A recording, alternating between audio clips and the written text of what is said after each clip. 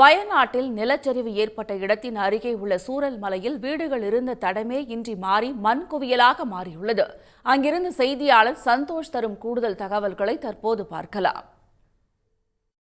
நம்ம இப்போ இங்கே நிற்கிற இடம் பார்த்தீங்கன்னா இது சூரல் மலையினுடைய ஒரு பகுதியாகும். இந்த இடத்துல தான் முண்டக்கயம்ங்கிற அந்த மலைப்பகுதி இருக்கிறது.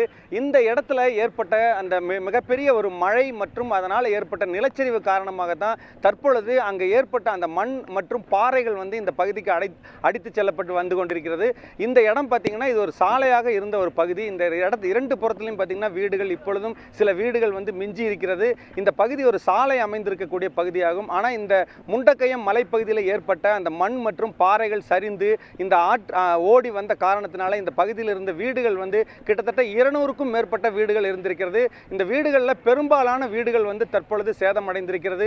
தற்போது நம்ம இந்த இடத்துல பார்க்கலாம், பல இடங்களில் வீடுகள் சேதமடைந்திருக்கிறது மட்டுமல்லாமல் இந்த ஒரு வீட்டில் இருந்து பார்த்தீங்கன்னா 6 பேரை காணோம் அப்படிங்கிற ஒரு தகவல் வெளியாகி இருக்கிறது. இங்கே கிட்டத்தட்ட 300க்கும் மேற்பட்ட குடும்பங்கள் இங்கே வசித்துக் கொண்டிருக்கிறார்கள். தற்பொழுதும் பார்த்தீங்கன்னா இந்த பகுதி ஒரு மண் மேடாகவும் பாறைகள் குவிந்து கிடக்கக்கூடிய ஒரு பகுதியாகவும் தான் காட்சியளித்துக் கொண்டிருக்கிறது.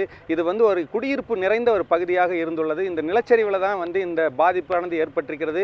தென்மேற்கு பருவமழையினுடைய தாக்கம் பார்த்தீங்கன்னா கடந்த மாதம் முழுவதுமே இந்த வடக்கு கேரளான்னு சொல்லக்கூடிய கண்ணூர், காசர்கோடு, மலப்புரம், வயநாடு பகுதியில் தான் அதிக அளவில் இருந்திருக்கிறது. இந்த பாதிப்பிலிருந்து இவங்க மீண்டு வரணும் அப்படின்னு சொன்னால் அது நிச்சயமாக அதுக்கு சில ஆண்டுகள் பல காலங்கள் பிடிக்கும் தான் நம்ம சொல்லணும். நிச்சயமாக இந்த பேரிடரிலிருந்து இவர்கள் மீண்டு வருவார்கள்ங்கிற ஒரு நம்பிக்கையில் தான் தற்பொழுதும் தொடர்ந்து இந்த தேடுதல் பணியை இவர்கள் ஈடுபட்டிருக்கிறார்கள். சன் செய்திகளுக்காக வயநாடு பகுதியிலிருந்து ஒளிப்பதிவாளர் நிதினுடன் என் சந்தோஷ். உடனுக்குடன் செய்திகளை தெரிந்து கொள்ள சன் நியூஸ் பெல் ஐகானை கிளிக் பண்ணுங்க.